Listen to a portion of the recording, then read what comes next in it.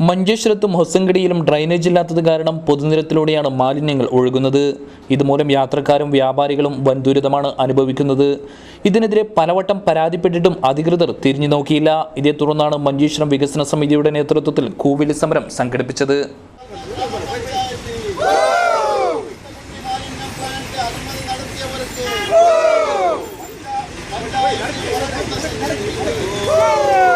പട്ടണങ്ങളിൽ നിന്ന് വരുന്ന മണം അയൽക്കൊള്ളം തടയാൻ കഴിയാത്ത പഞ്ചായത്ത്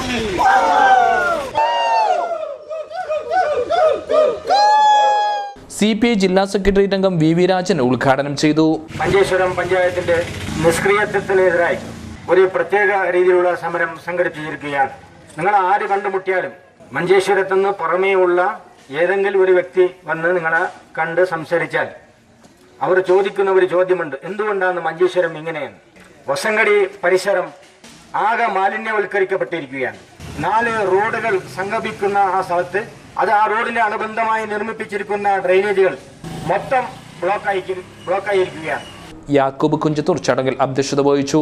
MK മജീദ്, അബ്ദുറഹ്മാൻ മാഫിദ്, ഹരിശ്ചന്ദ്ര മഞ്ചേശ്വര, ഹരീഷ് മാട, ബാസിദ് കൊപ്പളം തുടങ്ങിയവർ സംബന്ധിച്ചു.